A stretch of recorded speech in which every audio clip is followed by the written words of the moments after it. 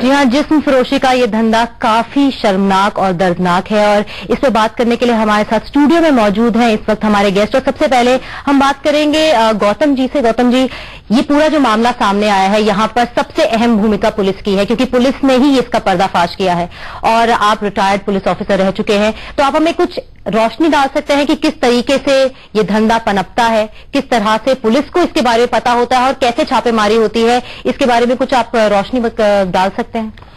देखिए, ये बहुत ही बधाई का काम है, पुलिस ने अच्छा काम। ये जो धंधा है उसे खत्म करने की थोड़ी बहुत कोशिश की है, अलग है क्योंकि यहाँ पे खुद के माँ बाप अपनी बच्चियों को एक परंपरा का नाम देकर अब इस जिस फरोशी के धंधे में झोंक रहे हैं। और यहाँ पर हमारे साथ पूनम जी है। पूनम जी, अगर बात की जाए ऐसे लोगों की जो कि अपनी ही बेटियों को, अपनी ही बच्चियों को परंपरा के नाम पर इस धंधे में झोंक रही है, तो क्या मानसिकता होगी उनकी? मानसिकता से पहले मैं ये शुरू करूंगी कि इंडिया बहुत डाइवर्स है।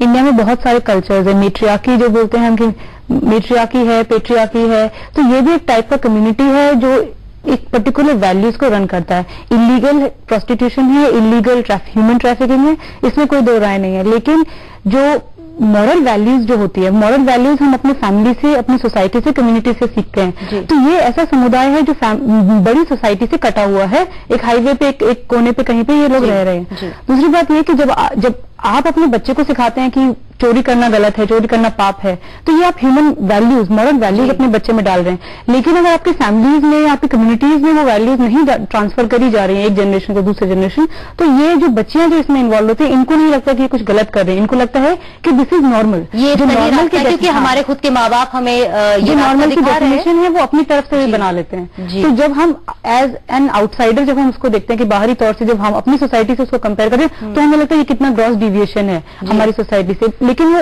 उनके एंगल से नहीं है। दूसरी बात ये कि जब आप इसकी क्या पनिशमेंट है, जो मेल्स की पनिशमेंट है वो तो है, वो तो प्रोस्टिट्यूशन की, फोर्सिंग प्रोस्टिट्यूशन में आ जाएगी।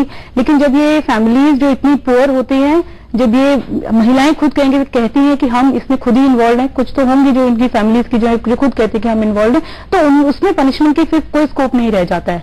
जी, तो यहाँ पर एक सजा मिलनी चाहिए। अगर पूनम जी आपसे बात की जाए तो यहाँ पर कार्रवाई किसके खिलाफ करनी चाहिए? क्योंकि अब तक जितने भी मसले सामने आए हैं, अगर ऐसे ही हम धंधों की बात करें जिसमें फरोशी के, तो कोई ना कोई और इसमें थर्ड पार्टी शामिल होती है, लेकिन यहाँ पे तो खुद के पेरेंट्स ही शामिल हैं। नहीं, इसमें भी सिर्फ पेरेंट्स नहीं है, इसमें दलाल भी हैं जो ह्यूमन ट्रैफिकिंग कर रहे हैं। बट मैं ये कह रही हूँ कि पनिशमेंट होनी चाहिए। मैं कभी ये नहीं कहूंगी कि पनिशमेंट नहीं होनी चाहिए, लेकिन अपार्ट फ्रॉम पनिशमेंट एम्प्लॉयमेंट देना सोल्यूशन नहीं है। रोकने के साथ साथ उसका सोल्यूशन होना चाहिए। उसके बाद वो बच्चियां क्या करें, उसके बाद वो लड़कियां क्या करें, ये भी एक बहुत बड़ा सवाल है। यहाँ पे मुदीत है हमारे साथ फोन लाइन पर।